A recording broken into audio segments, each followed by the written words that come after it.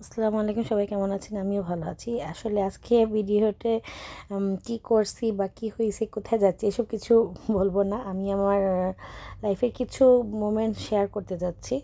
কারণ কারণ কিছু কিছু শেয়ার আমার মন থেকে মনে হলো যে কিছু জিনিস আমি শেয়ার করি।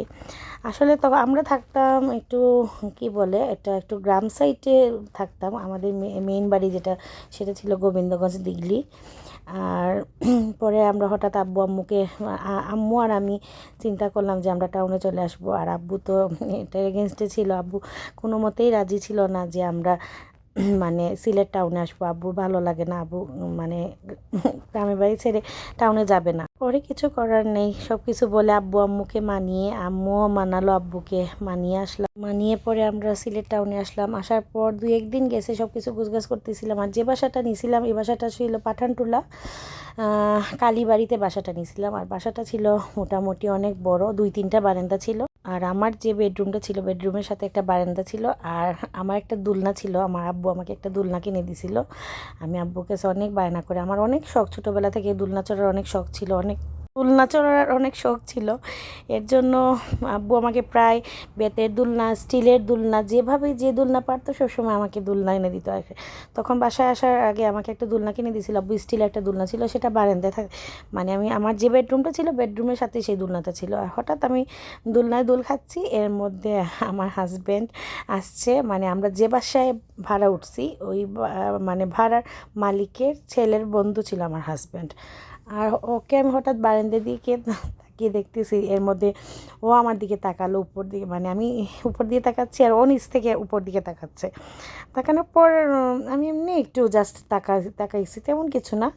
ও চলে গেছে বাইক দিয়ে, আর আমিও আমার বাসায় এরকম করে 2-1 দিন গেছে। এখন দেখি যে 2-3 দিন হয়ে গেছে প্রায়, ও আসলে আসতেছে না।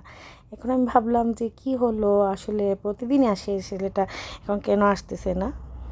যেই বলা সেই কাজ, হঠাৎ আমি রাস্তায় বের হয়ে গেছি। আমার ছোটো বোন একটা ছিল, ওকে নিয়ে আমি রাস্তায় বের হয়েছি, হাঁটতেছি, হাঁটতে হাঁটতে হঠাৎ একটা গলি, আমার একটা চাচার বাসা ছিল এখানে পাশে, মানে ওদের বাসায় গেছিলাম। এর মধ্যে যে গলি দিয়ে বের হয়ে আসবো, হঠাৎ এই গলির সামনে দেখি ও দাঁড়ানো।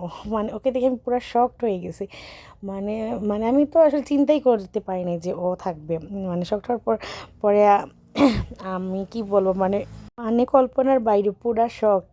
পরে আমাকে সে আমার নাম্বারটা চাইছে, বলছে তোমার নাম্বারটা একটু প্লিজ দিবা। পরে আমি আমাকে নাম্বার দিলাম। এরপর থেকে আমরা দুজন রাতে, এই যে আমাদের কথা বলা শুরু হলো, এই কথায় মানে প্রেম পর্যন্ত নিয়ে গড়াইছে। মানে মানে কি বলবো, মানে 1 সপ্তাহ 1 সপ্তাহ 10 দিনের ভিতরে মানে গভীর প্রেম হয়ে গেছে। একসাথে ঘুরতে যাওয়া, দেখা করা, আমি স্কুলে নিয়ে যেতাম আমার বোনদেরকে, ও এখানে আসতো, মানে এরকম এরকম করে, মানে প্রায় পুরাপুরি, মানে মানে কি বলে, একটা ডিপ রিলেশনশিপ হয়ে গেছিলো আমাদের। এর মধ্যে তো আমার আব্বু আমার বিয়ে ঠিক করে ফেলছে। এদিকে আমার আব্বু আমার বিয়ে ঠিক করে ফেলছে, অনেক কিছু হয়েছে, এগুলা অনেক লম্বা কাহিনী, এগুলো অন্য দিন বলবো। এদিকে আমার আব্বু বিয়ে ঠিক করে ফেলছে, সব কিছু পরে যাক, ওর সাথে আমার বিয়ে হয়েছে। আলহামদুলিল্লাহ, বিয়ে হয়ে এখন প্রায় 10 বছর শেষ হয়ে প্রায় 11 বছর হয়ে গেছে।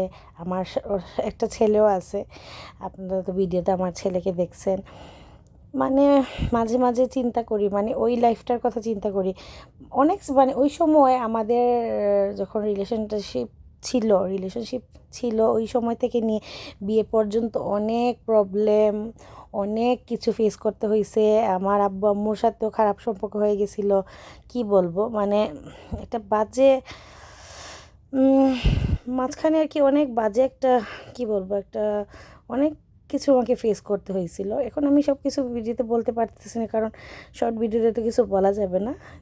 অবশেষে তো আলহামদুলিল্লাহ ওর সাথে আমার বিয়ে হয়েছে, বাচ্চা হয়েছে, সব কিছু এখন ঠিক আছে। এখন আমি ব্রাজিলও আসছি, আমরা এখন আলহামদুলিল্লাহ ভালোই থাকতেছি, এটাই আর কি। আর এর জন্য ভাবলাম যে কিছু কিছু কথা আর কি আপনাদের সাথে শেয়ার করি। আর সেদিন যেদিন গেছিলাম আমরা, ওই যে একটা, ওই যে এখানে ফেস্টিভ্যাল, একটা ফেস্টিভ্যাল ছিল ওদের, এই ফেস্টিভ্যালের জন্য ওরা সাজাইছে, একটা ফেস্টিভ্যাল ছিল, আমার আসলে নামটা মনে আসছে না। পরে ওখান থেকে আমরা একটা পার্লারে গেছিলাম। পার্লারে গিয়ে যে দুইটা ছোট ছোট কিউট কি বলবো কুকুরগুলা, মানে দেখে আমি এত ভয় পাচ্ছিলাম যে মানে আমি যেভাবে ভয় পাচ্ছিলাম ওয়াসিরও সেভাবে ভয় পাচ্ছিল। ভয় পেয়ে আমি এক সাইডে যাই, ও এক সাইডে যায়। পরে আমরা এখান থেকে আবার খাওয়ার জন্য ওয়াসি পেস্ট্রি খাবে, পেস্ট্রি খাওয়ার জন্য গেছি। আলহামদুলিল্লাহ পেস্ট্রি কিনে খেয়ে বাসায় চলে আসছি। ভালো থাকবেন সবাই, আল্লাহ হাফেজ।